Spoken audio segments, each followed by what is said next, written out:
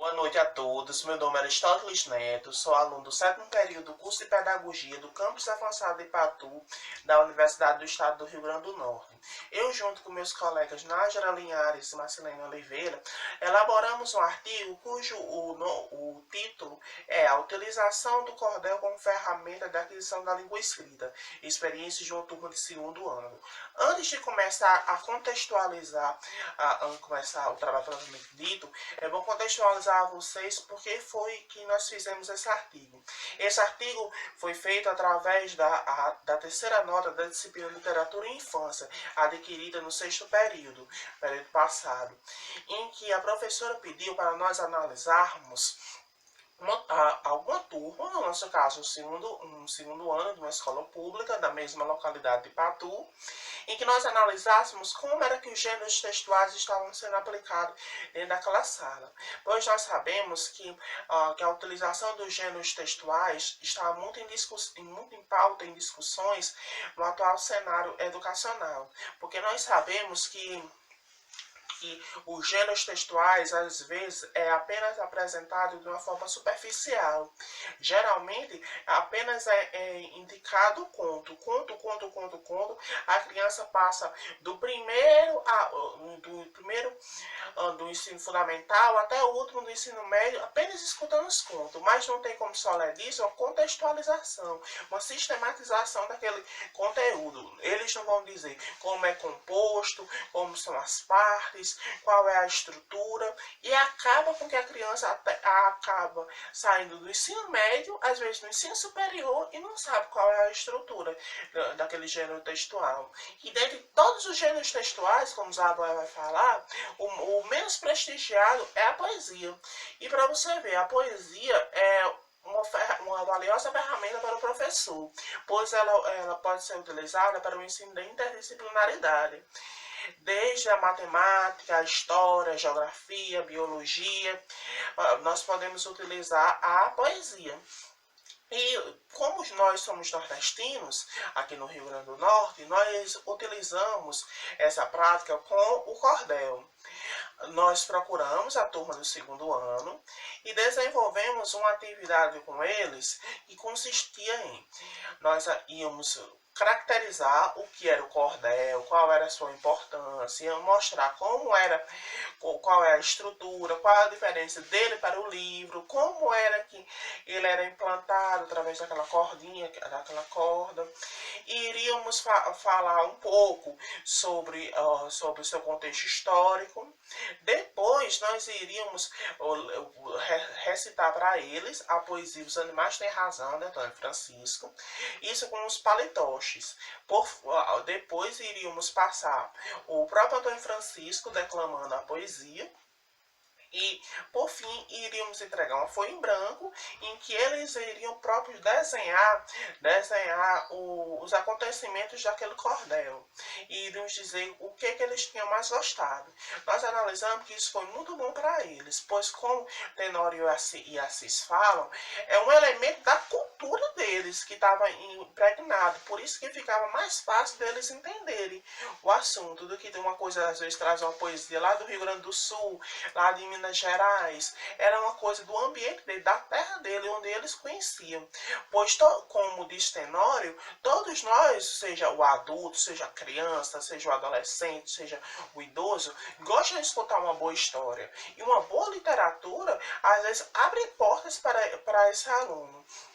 Por isso nós analisamos que foi muito gratificante essa atividade. Os alunos puderam ter feito uma interdisciplinaridade, puderam questionar, puderam interlaçar com vários outros assuntos, como língua portuguesa, como história, como filosofia, como sociologia, como a própria biologia, e aprenderam a valorizar a sua cultura.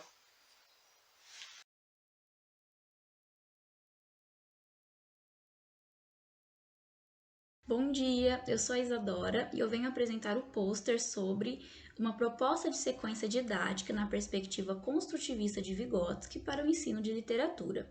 O que há por trás do boneco de madeira? Eu sou da Universidade Estadual Paulista e do campus de São José do Rio Preto. Esse pôster foi realizado em conjunto com o meu colega Vinícius Medeiros dos Santos e orientado pela professora doutora Suzana Busato. Esse pôster ele é um resultado de um trabalho de conclusão de curso da disciplina de Literatura Infanto-Juvenil, ministrada por essa mesma professora, Suzana Busato. Nesse pôster, a gente vai mostrar, então, o nosso estudo sobre uma sequência didática de 6 aulas em que nós trabalhamos com a leitura e a interpretação das aventuras de Pinóquio, de Collodi, certo? Aqui a gente busca que essa sequência didática seja trabalhada em sala de aula, sobretudo com os discentes do Ensino Fundamental 2. Essa sequência ela é relevante porque nós buscamos trabalhar com a exploração ativa, né, dos recursos expressivos da língua e partindo aí da situação concreta de uso, ok? Então, o eixo norteador para essa sequência é a articulação da leitura, da escrita e da análise linguística. Para tanto, nós nos embasamos na perspectiva sociocultural de aprendizagem, que propõe Vieira Abrão, considerando os alunos históricos e sociais com papel ativo em sala de aula, e nesse sentido, né, nós trabalhamos aqui com os pressupostos de Vygotsky, certo? Considerando o conhecimento como uma aprendizagem processual, né, e por meio de uma co-construção, ou seja, mediado pelo professor e por intermédio das interações sociais em sala de aula. O nosso objetivo aqui foi de desenvolver as competências tanto de leitura quanto de escrita dos estudantes de maneira crítica e reflexiva para que eles possam aprimorar, né, se aprimorar enquanto leitores e escritores conscientes de seu papel na sociedade. Então esse é o nosso objetivo com essa sequência didática. Para que esse objetivo seja alcançado, nossa metodologia se organizou da seguinte forma, né? As 6 aulas são todas pautadas na co-construção do conhecimento, né? Pressuposto do Vygotsky. Então, por isso, nós trabalhamos com questionamentos a todo momento para que haja essa participação e engajamento dos alunos e também a leitura e análise de trechos, certo? Para a gente se pautar em textos escritos especificamente dessas obras citadas aqui. Então, a primeira aula seria primeiro um reconhecimento dessa obra pelos discentes. Então, a gente traria memes, né, em que fazem alusão ou referências ao Pinóquio e também o emoji do WhatsApp, por exemplo, para a gente trabalhar então com o reconhecimento dos alunos dessa obra por meio desses memes e também começar a adentrar um pouco na temática da mentira, né? Então, nós iríamos trazer um trecho sobre a mentira no Pinóquio, nas aventuras de Pinóquio, e ver até que ponto os alunos conseguem reconhecer essa temática nessa obra. Na sequência, na segunda aula, nós iríamos trabalhar com as dimensões macro e micro do texto, né? Então, partindo da análise linguística de Mendonça, nós iríamos começar primeiro com uma contextualização ali do social da época, né? Então, a publicação original, que foi feita em jornal, por exemplo, o público-alvo daquela época, o contexto histórico, né, daquele período e a composição formal da obra. Então, como se caracteriza o gênero, quais são os personagens, qual que é a transgressão que ocorre nessa obra, né, desse personagem.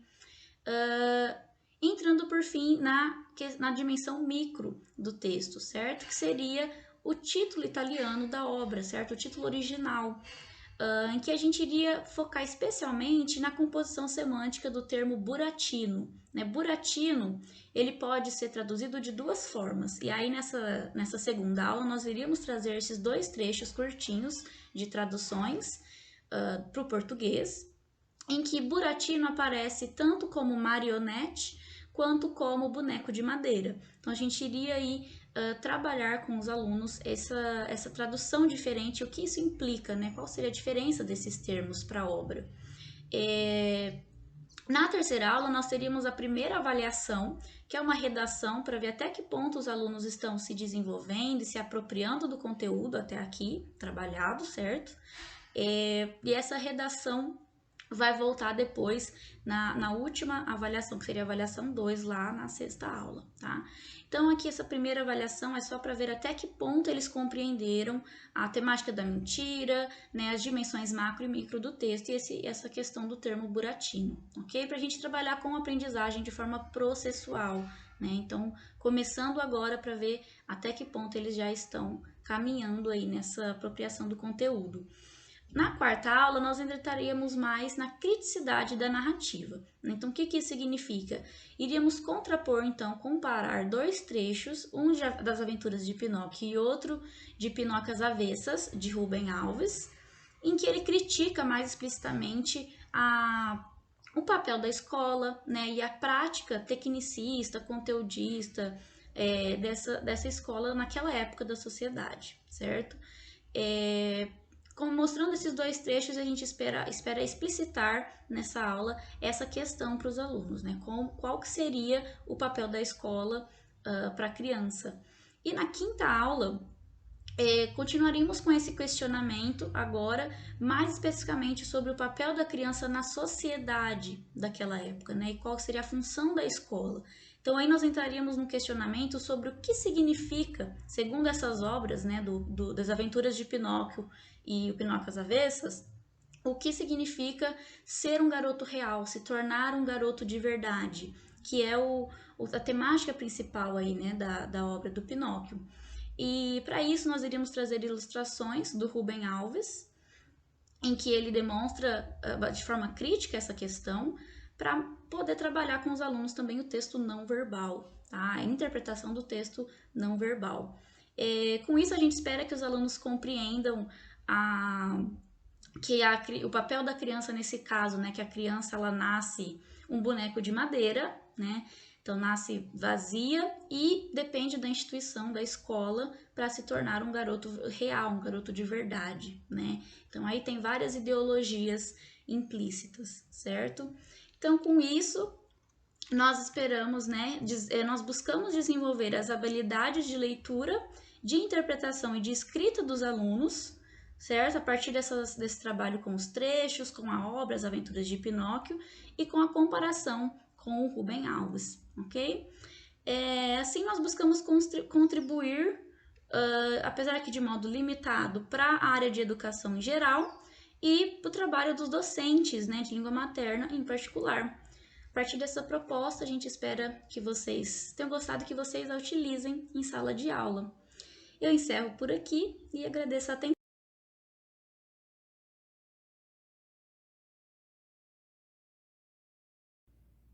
Boa tarde, o meu nome é Luclécia das Dores de Lima dos Santos, eu sou professora na educação básica na rede estadual, no estado do Ceará, no município de Juazeiro do Norte. E o meu trabalho tem o título Repensar a aula de literatura, a necessidade de priorizar a leitura literária em sala de aula. Para desenvolvê-lo, eu tomei como base a obra de Hildo Cosson, de Celso Ferrarese e da professora Amélia Dalvi. A partir das leituras realizadas, eu pude constatar que, durante bastante tempo já, a aula de literatura vem se tornando uma aula de historiografia literária, cada vez mais dedicada à exploração de escolas literárias, nomes de autores, títulos de obras. Não que isso não seja importante, isso é importante sim, só que está sendo dado uma ênfase tão grande que nós estamos acabando deixando de lado a importância da leitura, da atividade leitura. Muitos de nossos jovens entram em contato com a leitura literária apenas no contexto da sala de aula, no contexto da escola. Então, se isso está sendo colocado em segundo plano nas aulas de literatura, nós estamos deixando de cumprir um grande objetivo da escola, que é formar o leitor por completo. Porque um leitor formado por completo, ele desenvolve o senso crítico, ele desenvolve a maturidade intelectual, ele desenvolve a capacidade de argumentação. E quando nós temos um currículo que impede que isso aconteça, que dificulta que isso aconteça, deixa tudo muito comprometedor. Em minhas leituras, eu concluí que há como nós reformularmos o currículo, certo? Nós reformularmos aos poucos o currículo de uma forma de equilibrar o trabalho com a historiografia literária com o trabalho com a atividade de leitura literária em sala de aula, tá certo? Outro ponto importante que deve ser bastante levada em consideração é a nossa formação enquanto professores. Nós precisamos de uma formação tanto inicial quanto continuada que nos auxilie nessa preparação para essa aula, para esse incentivo à leitura em sala de aula. Porque a leitura, ela precisa ser, aliás, o texto literário precisa ser lido, precisa ser discutido, debatido, analisado. E o que a gente lida muito hoje, principalmente com os manuais que são adotados nas escolas, são com fragmentos. E o fragmento, ele não forma o leitor. O que forma o leitor é a leitura integral, é a leitura completa da obra literária e o espaço para a discussão. A atividade leitora, ela é solitária, como diz o Hildo Cosson, mas ela precisa ser solidária, ela precisa ser compartilhada, discutida, debatida, analisada. Além desses aspectos da formação, nós precisamos também pensar na carga horária da disciplina de literatura, certo? A disciplina de literatura, muitas vezes, é colocada como o texto literário é trazido não na disciplina de literatura, e sim na disciplina de gramática, como um modelo a ser seguido, tá? Então, são esses pontos que eu estou discutindo no meu artigo. E eu defendo e acredito no que eu escrevi, que é possível, sim, nós reformularmos a aula de literatura partindo do texto literário e, a partir dele, analisando as escolas literárias, aproximando as escolas literárias de temática semelhante. Tá certo? Boa tarde.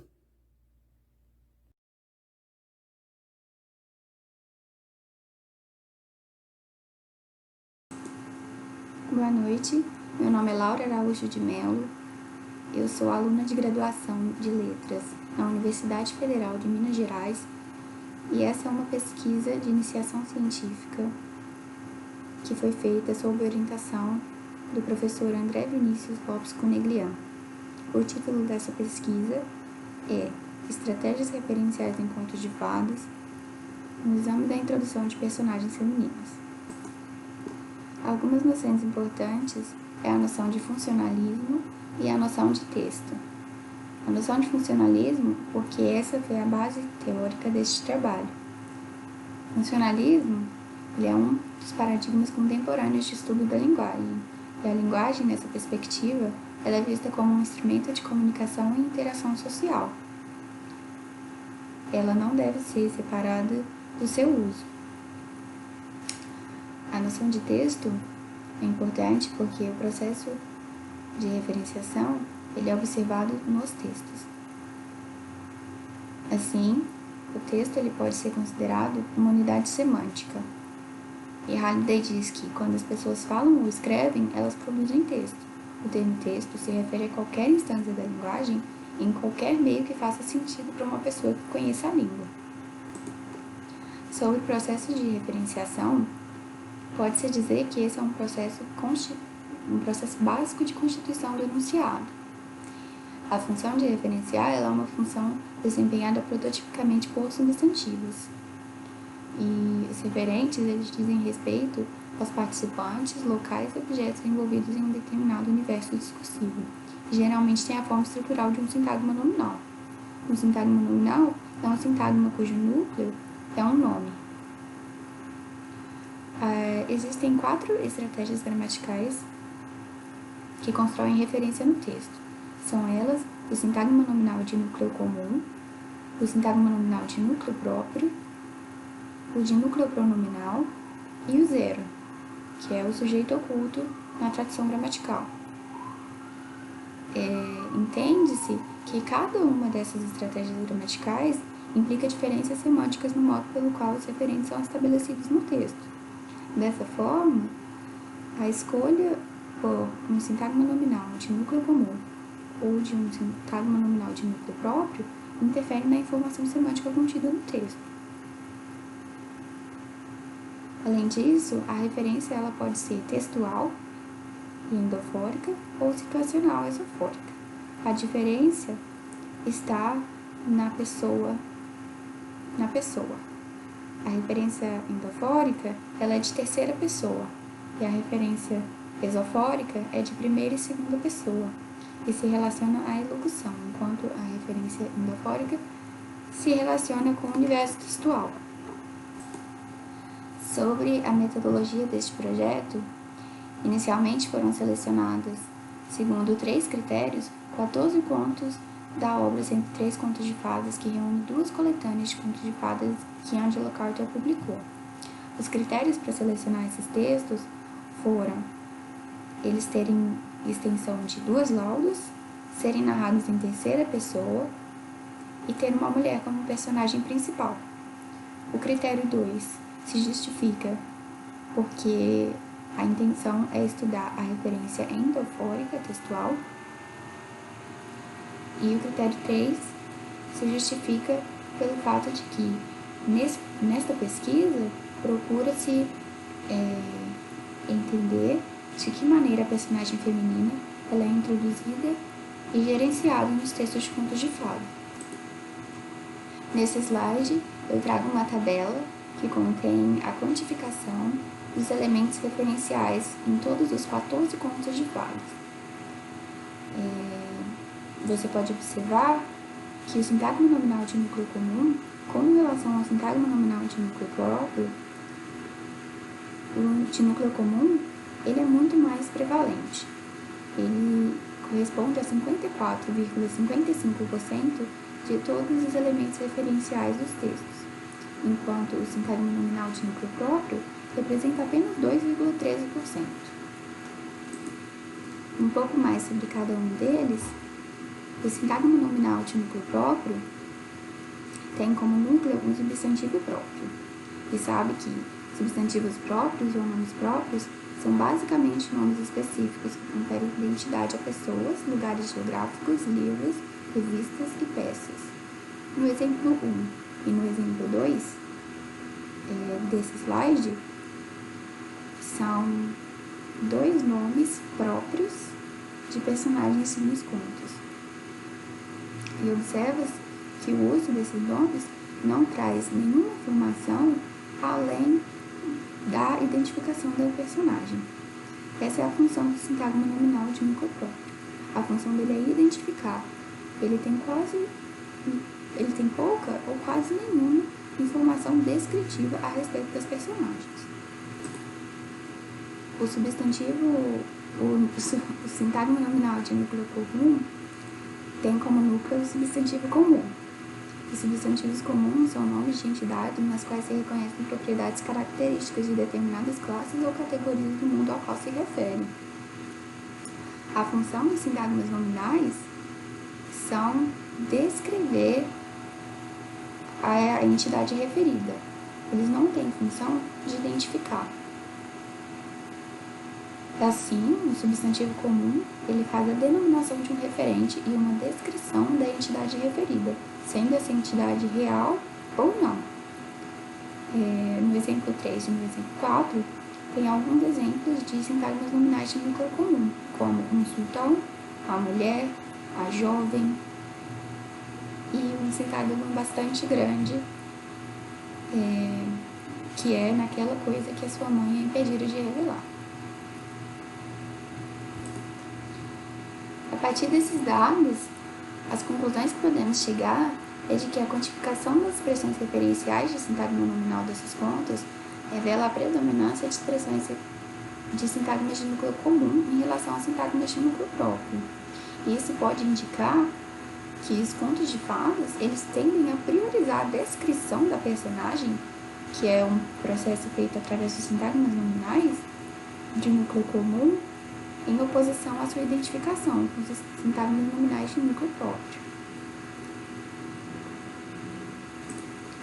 Essas são as referências